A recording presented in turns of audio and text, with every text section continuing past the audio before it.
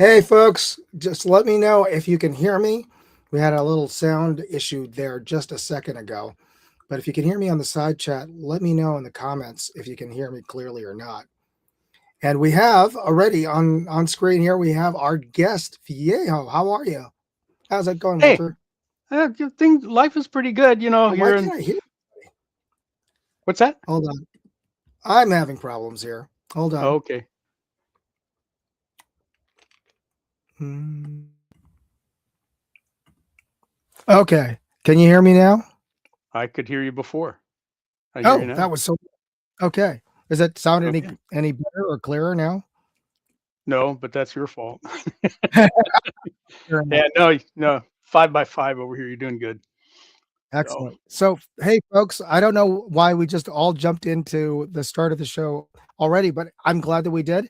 On my, I guess it's stage right, or I can't, I can't determine stage directions on YouTube. But on my side here, we have our guest today, which Walter Bunning, aka Viejo, or Viejo 2A now. And Walter has been kind enough to join me today as my guest, partially because I wanted to talk to him about our various trips to Arizona, but also if you can hear my voice, I have not started smoking. I'm getting over a cold, so yeah. if my voice sounds a little raspy, so hopefully Walter can also help in terms of what do we got there, Walter? That's my shield. Yeah, yeah, definitely mask up, I suppose. Yeah.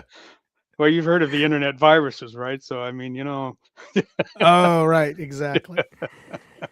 All right, everybody. Thanks for joining us there on the side chat. And before we get started, though, properly, let me just give our plug to our sponsors here, starting with, well, really, the primary sponsor of today's episode is Venice.ai, and they are a um, large language model chatbot that I use to help me write up my articles on my website and edit my articles as well as create images for thumbnails that I use, just like ChatGPT, Gemini, Grok, or what have you. But the killer feature with Venice.ai that nobody else has is their privacy settings, because all of those big name companies, ChatGPT, whoever, they hold on to all that information, all of our search queries, all of the search results. They track all that information and track it to you. So heaven forbid you ever asked it to do to an embarrassing question about some sores you happen to find somewhere in your body. That information you may not necessarily want other people to know about. Well, unfortunately, um, ChatGPT remembers all that stuff about you, and supposedly for your benefit, right? For your benefit. Well, Venice.ai is different because they don't store that information on their servers. They store it on your browser with cookies and whatnot, and your local cache. So you can go in to your browser and just purge your cache, get rid of all of that potentially embarrassing or incriminating searches. You can use Venice.ai. So use my link there, Venice.ai/Moondog for a free trial. Or if you like them, get 20% off their services, their monthly services using code Moondog. All right. So thanks to Venice.ai. And for our clue today, um, Vito, have you used any of these um, pre CLP'd wipes before? Have not. No, never have. Super convenient. I was just cleaning off some Bear Creek Arsenal rifles today, Hmm. and yeah, I didn't have to get out that spray bottle of Oh, okay. of CLP. Sorry about that. Because these have CLP already in them. Oh, cool. Yeah, Sound like it yeah, might be handy for like wiping off your revolver cylinder because they always get a little smoky and sooty right up by the forcing cone. Just wipe those off, and you even shoot one wheel full, and they're gonna look funky outside, especially on the stainless steel ones. So yeah, I can see handiness for those. So you guys can win a sampler pack from me today. Here's your clue. There you are.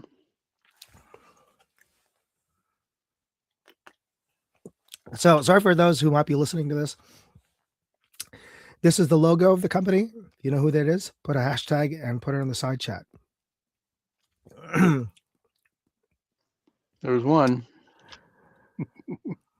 All right. I don't know if I can make it through this show with this voice, but all right. Let's get into some of the. I'll just quickly touch on some of the videos I posted up. There you go. On my 2A channel, I posted up my challenge targets, my attempt at the challenge targets for the Hold'em or Fold'em challenge. That was the target, I believe, was created by Hasbro for the Day at the Range channel, and it's deceptively hard because you figure a row of playing cards. Not too tricky. It's not like they were like different places. They're just in the straight row. But at 50 yards, each the top row is like a 1.5 MOA, and the second row is 1 MOA, roughly. A little bit. I mean, they're a little bit taller than they are wider, so you're getting a little bit more of than an MOA in terms of height. But you can only do one shot per card, so it's got to be on there, and you can't break a line. So yeah. You can check out my attempt at this challenge using my Ruger 1022 takedown, which is not the most accurate 1022 platform out there, given that it's in two parts, and the scope is on the rear half, and the barrel and chamber is on the front half. So even though you can tighten down the locking nut, obviously, there's always a little bit of play. So it's never quite as I mean. Unless you have like some crazy upgraded barrel, 1022s are generally not 1 MOA guns out of the box to start with, and the 1020 and the takedown version is certainly not that. So anyway, it was a bit of a challenge. Nice. Have you shot a takedown, Walter? Not a 1022. I have a Ruger takedown, but it's the 9mm carbine. You liking that? Actually, I haven't shot it in quite a while, but I do like it. It's handy for sure, and it eats up 9mm ammo very easily. It feeds everything. That's one thing I do like about it. And it'll take a Glock magazine, which is also handy because everyone's got 20 million of those laying around.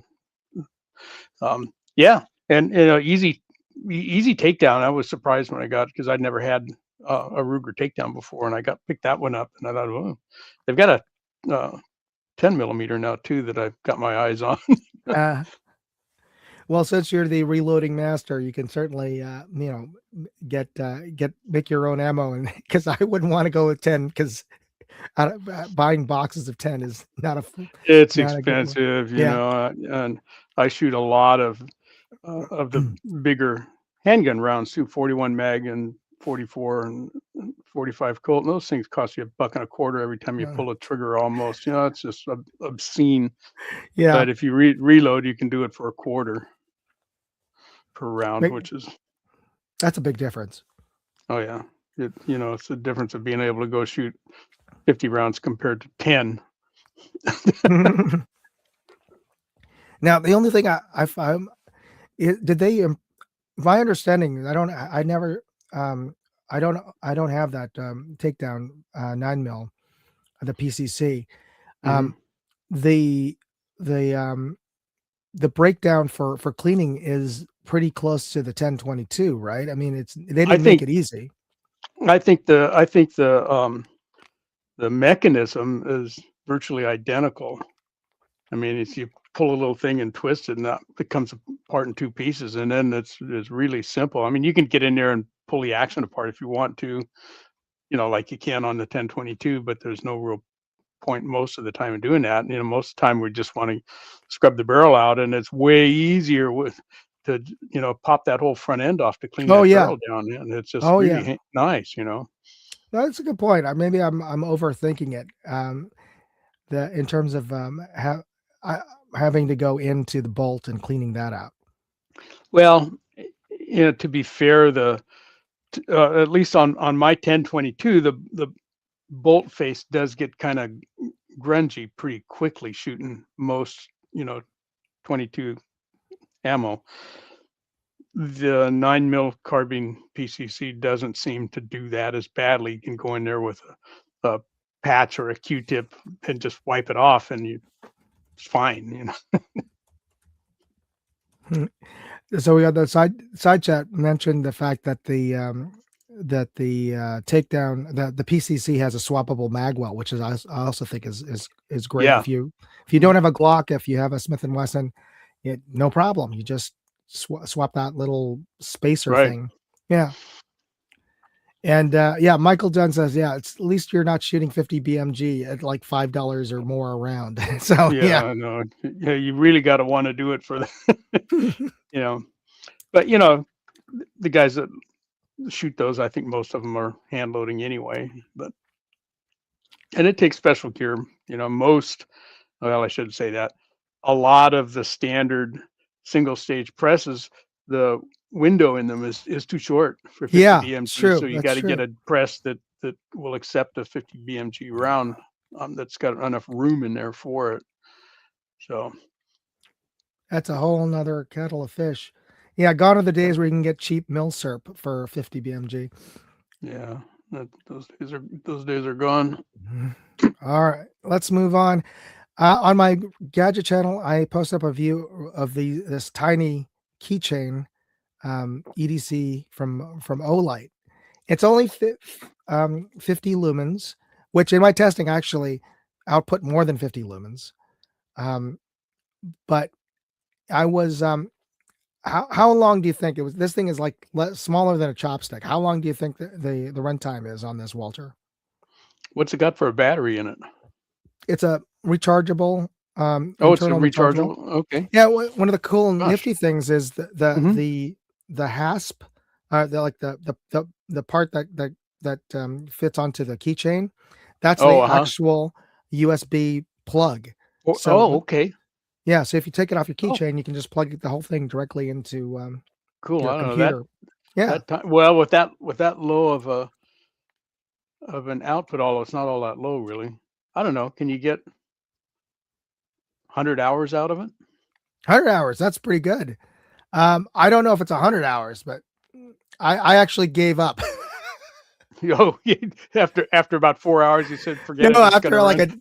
after like half a day, because I had to just, it was still on very dim, but Oh, okay. after like 14 hours, it was like, oh man, I have more tests to do tomorrow, so I got to recharge this thing. So But it yeah. charges pretty quickly too. Oh, this is true. Like in less than half an hour, it was fully charged. Yeah. Probably less than 10 Okay. minutes because I left and came back to my desk So it and it was sounds already sounds like recharged. it would run all night then. Sounds like it would run from dark to daylight. Yeah, one of these days, if you guys are interested in, post a comment on that video and let me know if you want to see me do just a full on time lapse. The other thing is when I did a time lapse, I don't know if it's my camera. It's been giving me problems with after about 10 hours. Sometimes it will just randomly stop. And I thought I checked the memory card. It was not full. So it may be something wrong with the camera. It's overheating or something. But yeah, so I've done like 4 attempts at doing the full length time lapse, but I have not been successful until the very last. But even then, I No. had to give up. Oh, yeah. The So, camera won't accept an external power supply. oh, and I did. I Oh, plugged it in, but I put it on over by the window because I thought maybe I needed to bring it at least indoors out of the direct gotcha. sunlight, Mhm. and it still didn't fully. Oh, I think, really? yeah. Anyway, my own problems. I'll figure it out. I know. Eh, Electronics, they never play fair. No, They're great until you use them. what cameras do you use, Walter? Well, most of what I do is done with a couple of GoPros, way long time ago, I bought two GoPro 8s, Hero 8s, and they're just about done for. And finally, one of them got to the point where it would just randomly quit for no apparent reason. Battery was good; it would just shut itself off. And so I bought a 13, which I use now. The 8s were so old, there's no front view window. And so if you're trying to do something at the range, for example, and you want one camera on your hand, which you're shooting with, and another something on the target, well, you're kind of going around and looking around Yeah. behind that thing. And so one of the 8s I put um, multimedia thing on it that had a front window and a better microphone, and that works pretty well. But then now the 13 that I have has a nice front As a window, and I little, don't. Yeah, it's small, but you can at least see what you're shooting. When the camera's pointing at your face, and so that's what I use. And also, um, yeah, iPhone. same. The camera on this thing is incredible. It's got better zoom on it than the GoPro. Yeah. So that's my target camera, and clear down to 50 feet. You can pinch zoom that thing up, and it'll function as a pretty darn good target camera.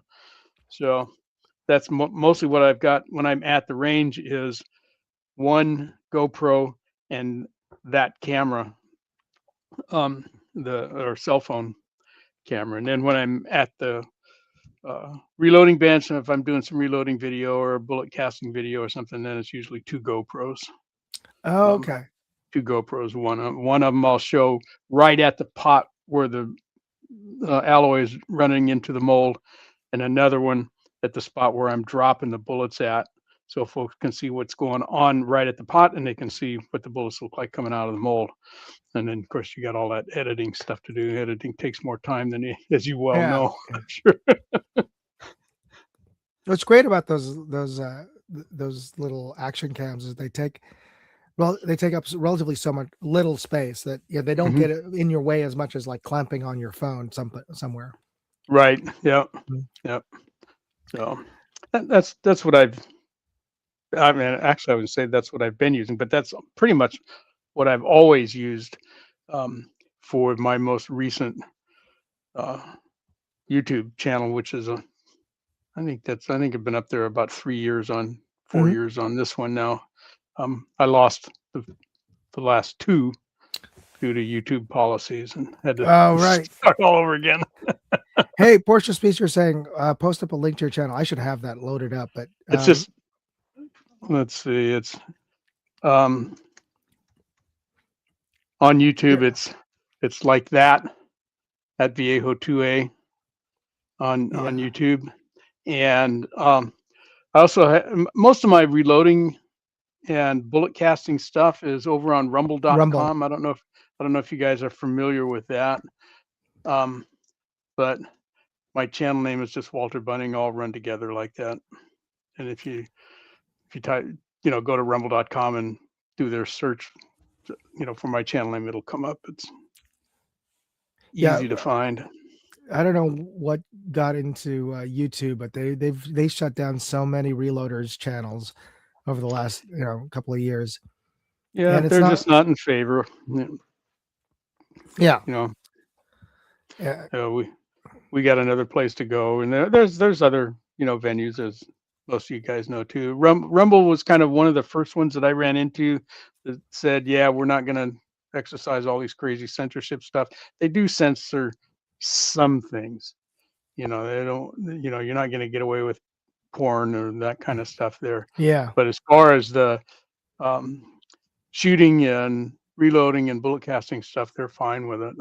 yeah. You know. It's not like you're not going to get a bunch of gangbangers, you know, developing loads. So it's like it doesn't make sense Right. that. They Yeah, steal the guns in the first place, so they're going to steal yeah. the ammo too. Fair They're not enough. as they're Yeah. not as stupid as we give them credit for or something. All right, let's get back to finishing up on those videos here. And this is something you probably are familiar with: the Hmm. ride over from Marin over to San Francisco, or vice versa on the Golden Gate. Yeah. Beautiful. If even when it's not beautiful, when you the weather coming in with the fog, Hmm. it's still sort of an epic experience, whether you're walking across or riding across. Hmm. It's one of the most iconic places in the country in terms of riding experience. You've done that quite a few times, I'm guessing.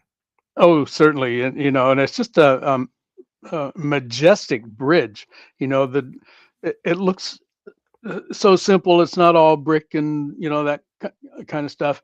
And there's a couple of places that you can look at it and see the bridge from a couple miles away, and you just look at this suspension bridge. And it's beautiful. It's a beautifully designed bridge, and gosh sakes, it's held up. Maintenance is continuous on it, and Moondog and I grew up more or less in the same area. I grew up down in Gilroy, California. It's about Oh, I 70 got miles yeah. south of the Bay Well, Area. we're on So the same side of the country. I grew up much further south. We're closer to where you live right now, and yeah, since I grew up in Southern California. yeah, and so from Gilroy. When we were little kids, my mother used to like to go to San Francisco to shop, and she'd go 2 or 3 times a year and take us little kids up there. And back then, the city was gorgeous. It was like Disneyland, to walk around in San Francisco at the big buildings and stuff. The little piddly town of Gilroy at that time had 10,000 people or something in it. Oh It was my a big goodness. deal. Yeah. Yeah. Garlic capital of the world. Yeah. In fact, summers I worked in I worked in 2 different garlic processing plants there in town, and after school and in summertime and stuff. And the big deal, Uh, a lot of the economy was based on that one particular crop, although they grow a lot of other stuff up there too in the Santa Clara Valley. mhm. And that what we're talking about, Santa Clara Valley is kind of San Jose down, not quite all the way to Salinas, California, um, but it's that area. It's still a beautiful drive, and I prefer going there when I have to drive down to Southern California than going over the Livermore route. Oh yeah, All yeah. right, let me move on. Oh, I forgot to mention. So the reason I had that photo up is because on my travel channel, Moondog Go, I've been posting videos from my weekend. Um, it was a trip over to Sausalito, and I had some time lapse footage of the drive over the Golden Gate, Mhm. as well as around Sausalito, which is a pretty seaside town just on the other side of the Golden Gate Bridge from San Francisco. Yeah. All right, so here's another clue. Here's for those of you who are listening who don't need a visual clue. This brand is a gas and oil brand and is the US subsidiary of a British Dutch energy multinational corporation, which is actually one of the largest companies in the world. And it actually, I think the actual name is Royal Dutch, but the majority, I mean, it was a merger of a Dutch company, a Dutch oil company, and a British oil company, but the Brits had slightly more shares. So it's technically a British company, even though it's called Royal Dutch Mm. blank. And it's one of the largest petroleum companies in the world. And as we'll get into at the end of the show, it actually owns a couple of other well-known oil brands that I was surprised I didn't realize they own those brands. All right, so the reason I asked Walter to be on the show is because he mentioned that he had, when I posted up some videos and some photos of my, actually not videos yet because I'm still working the videos, talking about editing earlier, Walter. Yeah, how it takes a lot more time. I still haven't gotten to the videos that I filmed in Arizona. Oh But boy. Yeah. and I knew that you used to ride a lot before your Mhm. accident, and you mentioned that you had when I showed photos of the Grand Canyon, I asked to see your photos, and you're so kind enough to share. So I wanted to, folks, I wanted to share Viejo's video that he posted up. Is this on YouTube, by the way? This video on your Uh, channel? yeah, yeah. It might be private. Okay. I'll go. Can I do that from here? Let's see. It's okay. I mean, I have it loaded up here, so I'll play it as long as you're cool with it. Okay. Yeah. Yeah. Oh no, I'm cool with it. Yeah, I just I don't know if we can link to it, but yeah, no, because I sent it off to Oh you. yeah, Yeah, just go play it from there. post post the link on the side chat while I hit the play button. Okay.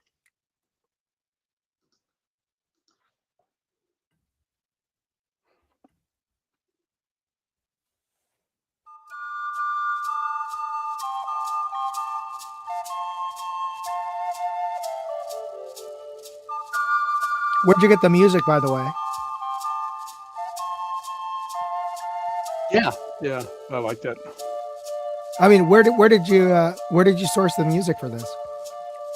This is called Flute Dreams, and it's Alice Gomez is the artist name, and she's got a couple of other people with her. But I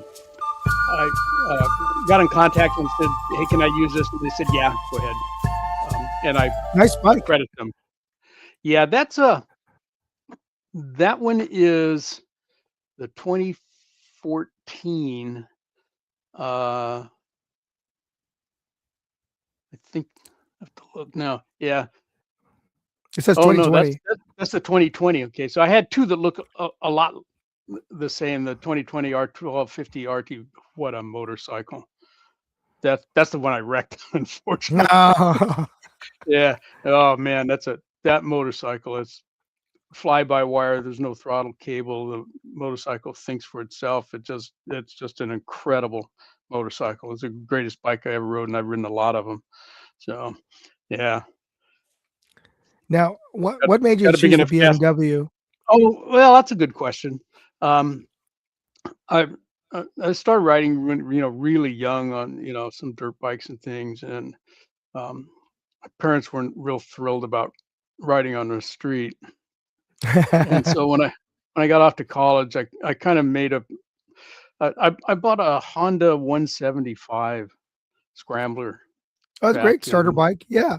a long time. It was back in the 60s, and then I moved kind of upward and upward and upward, and then started looking more at touring. And so I bought a Goldwing, Hmm. and that was a four-cylinder Goldwing 1100, and it was I had a lot of fun with that. I rode that one for 100,000 miles or so, and then moved into town. I was living out in the country at that time, and I moved into town and didn't ride it much.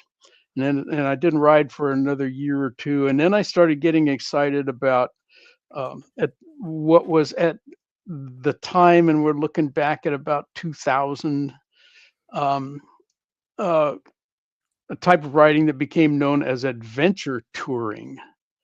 And these were kind of big dual sport bikes that you could pack up and load up with all kinds of gear, and Ah. they could function off road to an extent, but they would also handle the highways as well. You know what dual sports are, right? No good on the road and no good in the dirt.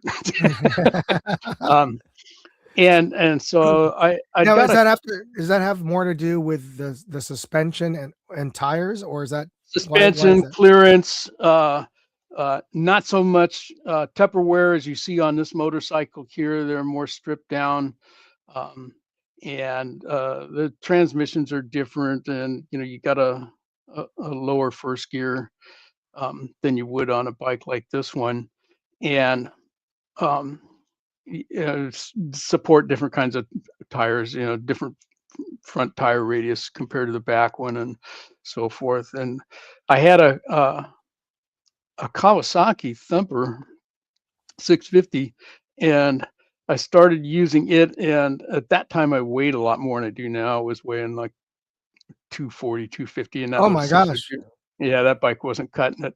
So there was a fairly new edition of the BMW uh, GS line, and they had been making that line for decades, and uh, they came out with um, a 1200 cc GS that was oil cooled, Mm, as compared to the most of the original boxer motor BMWs were air cooled. yeah. Um, and so they came out with this R1200 GS, and I went, was actually over at Fresno, was the nearest dealer at the time. I don't know, looked at that and asked the guy. I said, "Hey, could I get one of these?"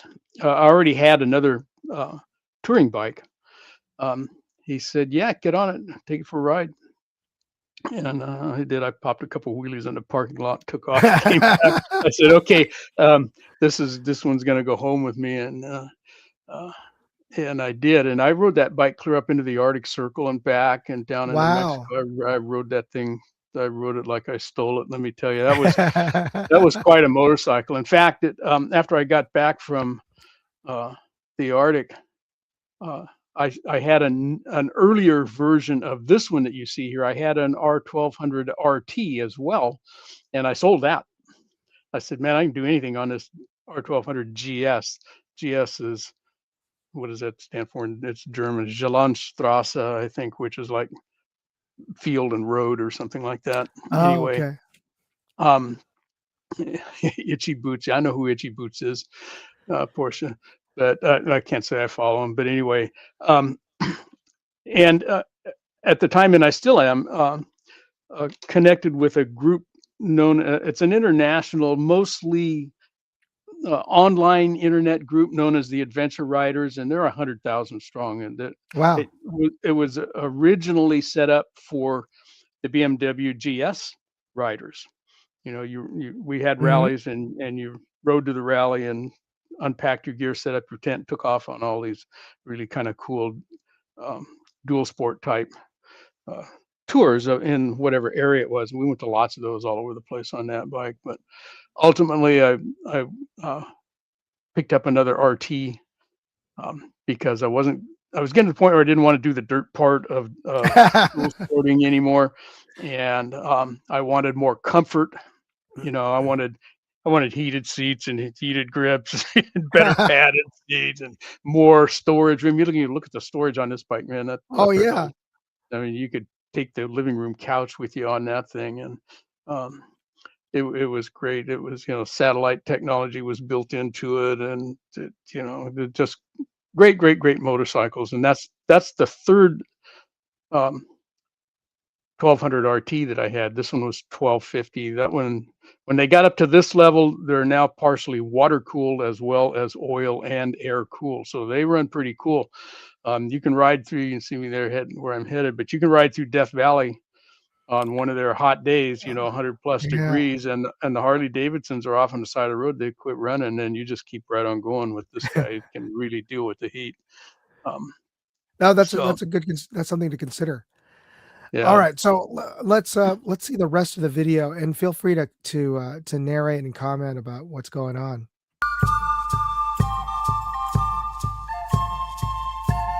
Speaking of Death Valley, there we are. yeah. So this whole video, there's no voice on it. It was just a bunch of pictures that I strung together, and I did a lot of touring in the West, including the Southwest. Um, Mostly by myself, not always. I had a couple other buddies that would go with me once in a while, and every summer I would take I would make up a themed ride of 5-10,000 miles, something like that.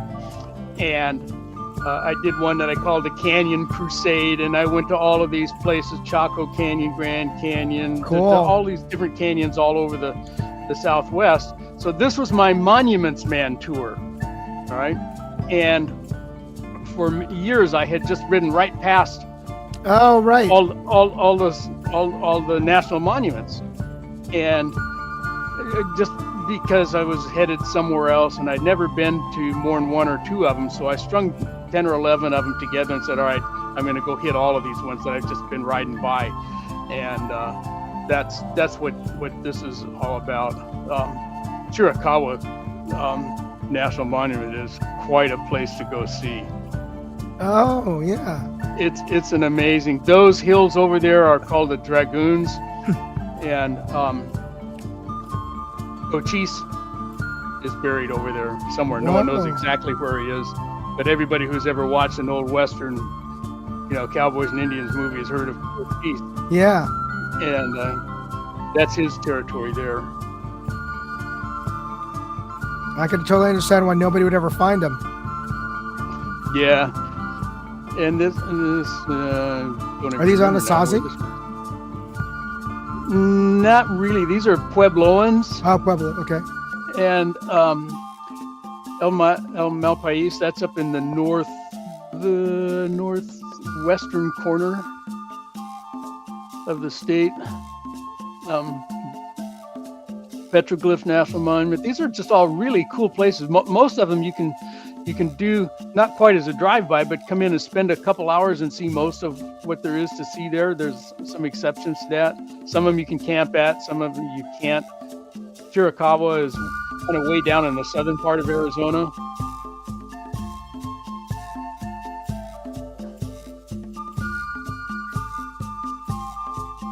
And this was, I think I'm actually dropping down into New Mexico on that picture, but this is a fallish ride, so you can see we had some color going on there. Are those are rocks, stacked rocks? Yeah, those are old. This was actually a pretty good sized village at one time, and some of it has been somewhat repaired. They'll shore them up and fix them up so that they're not lost forever. But look at all of this stuff that was in there, man. All those holes were log roof holes. Oh yeah, to walk over. Yeah. Ovenweep that one's actually up just over the border in Utah. I tell you, man, if you guys that are on the right side of the country, there's a lot to see and do in the American Southwest. I bet everybody who's ever watched a John Wayne movie knows where that picture is. That's out in Monument Valley. It's just spectacular. When I was flying airplanes, a couple times we flew over there and landed. I don't know how legit it was. You find this stuff dirt road that didn't look too bad. Sleep, camp under the wing, take off early the next morning before we got in trouble. Yeah, Michael. Most people just drive by these things, and some of them are a little out of the way. That's the Vermilion Cliffs in Arizona. That's up in the northern part of the state. And it's another national monument. Yeah, it's not far from Grand Canyon, right? It's more west of that. Pipe Springs was a Mormon location. They came down and settled that. Yeah, he got snow. That was the beginning of the storm, and it came through. And the next morning, there's only, you can see it snowing there. The next morning there was like, I don't know, 1.5 feet of snow, and I walked over to the motel office and I said, I don't really want to get out and ride in this stuff. Can I stay another night? She said, oh yeah. I said, we weren't going to let you out on this stuff, so they won't clear the road for another day. So you stay in the room you're in and you'll be good. This was actually on the way back, I think, from that trip. That was back in Death Valley. So I started out Death Valley and went out and came back that way also. I like Death Valley. I spent a lot of time hacking around in Death Valley, and I go a couple times a year. I've already been this year twice. Wow. They had a pretty good it wasn't the superest super bloom I've ever seen, but it was pretty good. So you got to go the right times of year. I usually get really good weather in November and February. And if wintertime, you can get a lot of rain and the roads get washed out from flash floods and stuff out there. And it doesn't take much rain for some of those canyons to flash. And then they just take out the pavement, and then you're stuck if you're in there. Yeah, they do a lot of damage, but it's an interesting place, especially if you, again, take the time to go look at the exhibits and learn about the history of what went on out there with all the mining things that happened. Some worked and some didn't. And of course, the borax mines and the old 20 mule team, borax trains that went out of there. That's pretty interesting stuff. So I highly recommend, a trip like that sometime. Give yourself a plan, but make it a loose plan. I've found, and I'm was when I crashed, guys, I was closing in on 1,000,000 miles on motorcycles. I'm only about 50,000 miles short, and that was my goal. Another couple of years that I got there, but I had to quit after that wreck. It was too devastating. But um, when I first started touring, I made too big of a deal of over planning. And you get to the point like, oh man, I've got motel reservations here. I gotta go. I gotta make it. And the weather's bad. Oh no, no. Just go and have a general idea of the things you want to see. And if you run out of time, you run out of time. You'll come back and do it again next year. Um, Oh, good but point. Excellent point. but take the car or the motorbike out and point it in the general direction. You see something you want to spend some time at, then go spend time at it, and enjoy the ride. It's not that hard to find a place to, well, especially on a motorcycle, you pull off side of the road someplace and brush up under a sagebrush someplace out there and sleep, because we always took, camping gear. But even in the car, you can do that. You can car camp in a lot of places, if you can't get a motel room, and but that's almost never the case anymore, especially if you can go midweek, you know. Yeah, Um, but I find that over planning is a mistake. Trying to plan where you're going to be every day and do that for 2 weeks, and it never works. not It for that just never kind of works. that kind of road trip for And sure. you know how much equipment, how many clothes you're going to take. Forget about it. Take what looks good, and if you run out, Walmart. Yeah, You know, there's one in absolutely. every town. So yeah. That was awesome, by the way. So thanks for sharing that video. That makes me want to go out there, go back out there. It's it then there are some really cool national monuments. Some of them are a little nondescript, but you don't know till you get there, and that's part of the adventure. If you've Yeah, never been to them, the national parks are one thing, but what I find with national parks is they tend to be so crowded with people, especially the ones that are popular. Look at Yellowstone, Yosemite. You got to line up and almost, get a lottery ticket to get in. And then when you do get in there, it's just packed with people, and all of that mystique is gone. When I was out there at uh, Chiricahua, still is one of my favorites, because it's way away from anything. It's kind of southeast of Tucson. Um, yeah. And Tucson's is not. it's already You know, south. Yeah, yeah, yeah. it's So already out there's, of the way. yeah, it is kind of out of the way. There's a couple other places that you can check out, sort of in the general area, but like Casa Grande is kind of down that way. But um, the ride out there is just spectacular. It's just a little 2-lane road. And there's maybe 5 houses you're going to see between Tucson and the National Monument, and there's no, you could lay down on that road and in the middle of it and take a nap, and no one's going to be there. Yeah, Um, and it's just the history of that area.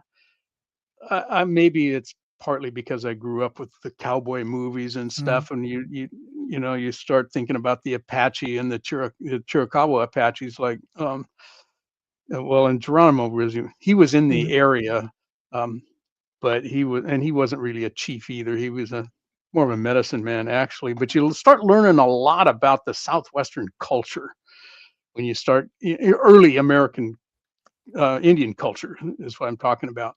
And you start, looking around and go, man, how did these people survive out there? How did they build a culture that was this complex? And the more you learn about it, the more you start realizing, hey, these guys had everything going for them that we've got going for us now. Just it was just in a different universe almost. yeah, You know, they had all of their family traditions, they had their rituals, they had their beliefs, they had their religions, they had their agriculture. Some of them, not everybody, was into the agricultural stuff, but animals that they kept in the hunting and all of that good stuff. It was an amazing, amazing culture. Then the fact that they could build these cities out of just rock, and well, they didn't have much choice, rock and adobe, that's yeah. what they had.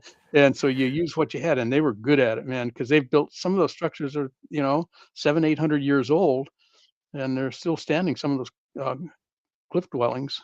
still I almost I'd still say usable. it's surprising that they were able to manage getting wood. In that, to make those footholds, because like Oh I yeah, don't think, yeah, it's like they'd have to go get find the lone tree somewhere, or at least, well, I mean, Eh, no, oh yeah, the northern part of Arizona has a lot of pine trees, but yeah. yeah, yeah. Well, and to some extent, there were some very large developments. uh, I shouldn't say developments, that's a modern term, but cities in the area, and uh, Canyon de Chelly is up in the north northeastern part, along the northeastern border, and it drops. There's a road that goes out of it's an Indian road.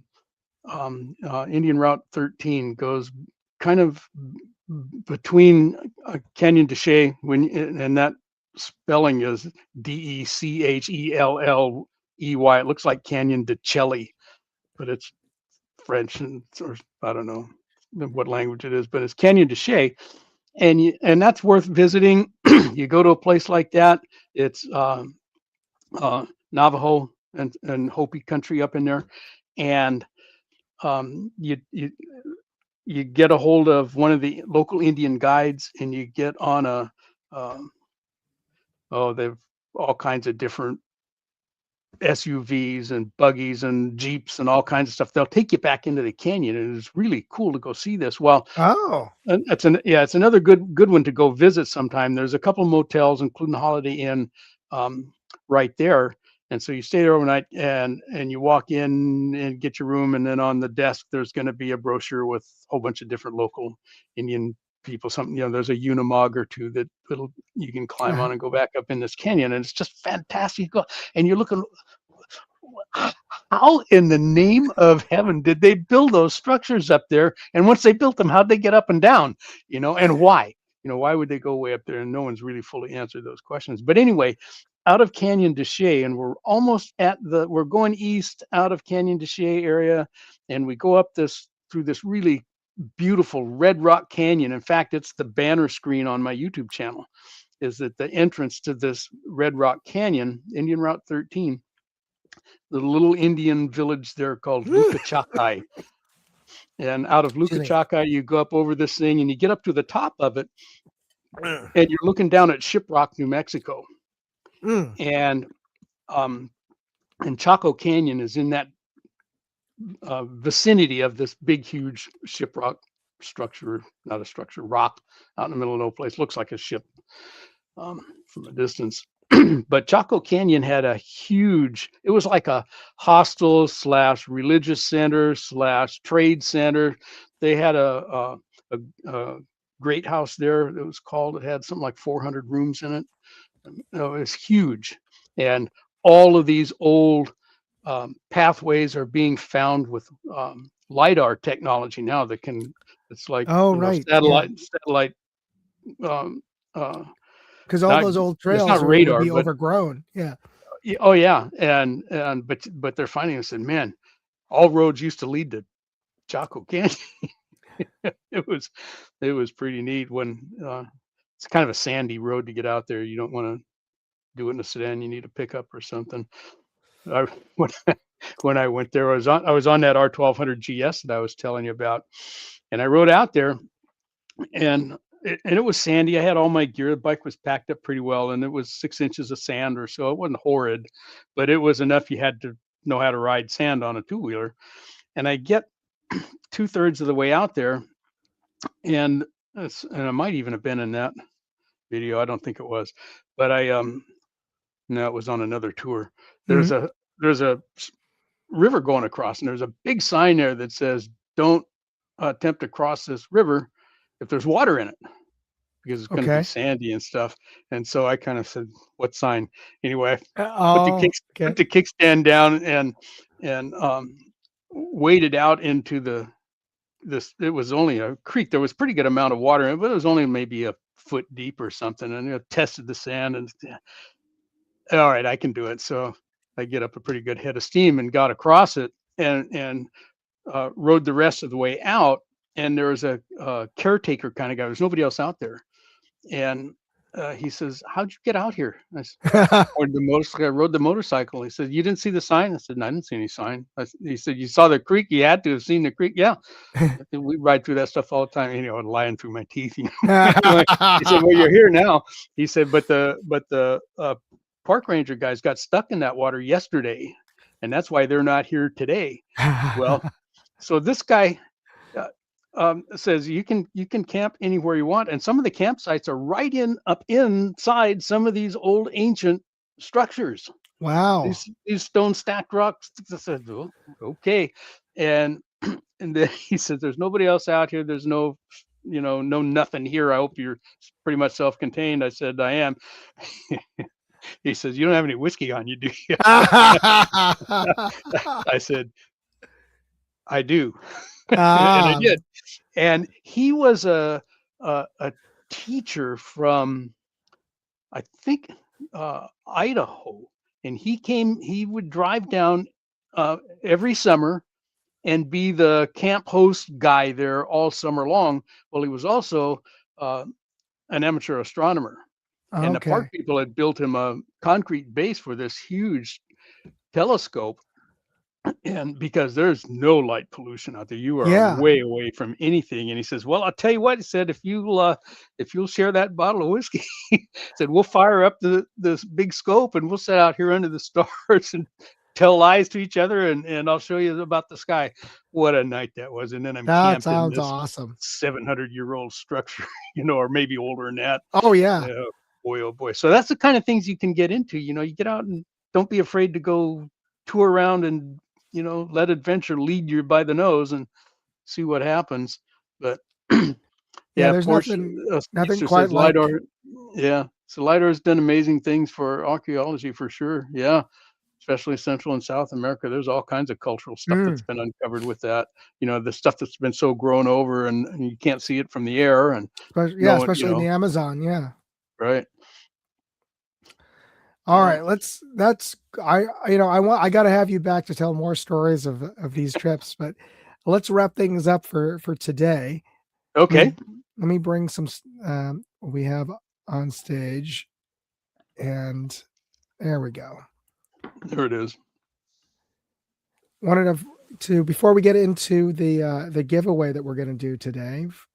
We have 3 entries, only 3 entries. Okay. I wanted to call out Manhattan jerky, great clean jerky in terms of the ingredients, very um, clean in terms of high quality meats and just spices. And he has such a wide variety of different flavors. Everything from black truffle, which I love, teriyaki, which is pretty standard beef jerky, all the way to super crazy hot um, with Carolina Reaper pepper kind of beef jerky. You can get 15% off. Use my code Moondog and help support a fine young man, Matt. He started this when he was 11 years old, and it's a whole family run operation out of their home and workshop in Pennsylvania in Amish country somewhere near Hershey. So use my code Moondog, Mad Hat Jerky, and use the QR there to get to their website. And I also have this month a 5% off coupon code from Anarchy Outdoors, and they were guests on a few weekends or weeks back. And you can use code Moondog2A to get 5% off anything at the Anarchy Outdoors website. And finally, our prize sponsor today is ClipTech, CL1P tech.com, and you can get 10% off any of their products. And of course, you have a chance to win a sampler set of their CLP cleaning single use wipes. Super easy. Just tear the pack out, take this wet wipe, and it's just all CLP, and you can clean and wipe down and protect and lubricate your firearms. And it's a denser material on the wipe than sort of like your wet wipe or baby wipe stuff. So it really clings on to fouling. I use code Moondog2A to get 10% off this month. All right, so let's get into the contest. Just want to let you know that it's the last week for my contests that are on my website. Go to moondogindustries.com/contest.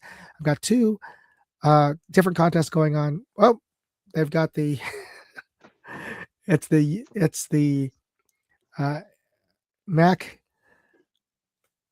Yeah, it did the balloons because I had the two fingers up. Yeah. So you get a chance to win a magnetic laser bore sighter or a scope. So go to moondogindustries.com/contest for details on both of those contests, and we'll be drawing the winner sometime next week and the week after. All right, here's your final clue for the name of the brand contest. This brand is a sea mollusk themed name. It's an oil and gas brand. It also owns Pennzoil and Quaker State. I didn't know. It's like, wait, I thought those were two competing brands, but apparently, well, I mean, they are, but that they own both of those. So that's just kind of wild that they own both of those brands, and they own Jiffy Lube. So if you know this mollusk named oil and gas brand, put a hashtag and put the name in the side chat, and you'll be automatically picked up by the software. All right, so we have you got a 1 in 3 chance of winning right now because we have 3 entries. So let me bring that up. And all right, can you see this, folks? Because a couple of weeks ago you couldn't see the giveaway screen. So I just want to make sure everybody can see the giveaway screen. If you can, let me know in the chat, on the side chat, if you can. Yeah, okay. So I'm going to hit the draw button, and the deal is whoever gets picked, send me an email with your name and address where you want the prizes sent. All right, Walter, give me a countdown, and I'll hit the button. All right, here we go. On 3, 2, 1. All right, there we go.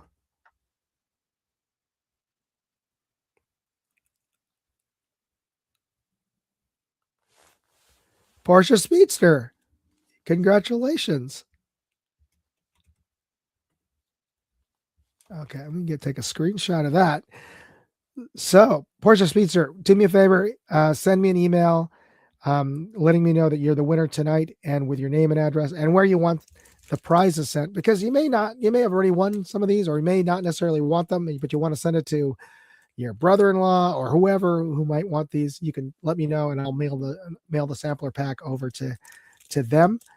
And as an extra bonus for anybody else who's watching this after the show is done and can't be on the side chat, if you want to be part of the contest, send an email to me at contest@moondogindustries.com, and I'll post it up here. And the first two emails I get with the correct answer will also get a sampler pack. So I'll post up the link right here. All right, Walter, thank you again for joining me, and that's great stories of your trips, your rides out to Arizona and Indian country. And can you let folks know where they can find you, and maybe post up I think you have a link earlier to your channel. Yeah, let me put it here again. That's my YouTube channel, just at Viejo 2A. So look for Viejo stuff on YouTube, and if you're into reloading or casting your own bullets, he's got some great videos over on Rumble. Where can they find you there? Also at Viejo 2A? No, it's just Walter Bunning, just like that. All one word run together like that. Easy to find. All right. So check out Walter's stuff. Great videos. And again, thanks, Walter, for joining me as a guest and helping me talk when I can't talk. And thanks to everybody on the side chat. All right, everybody. See everybody out there. See you next week. God bless. Moondog and Walter out.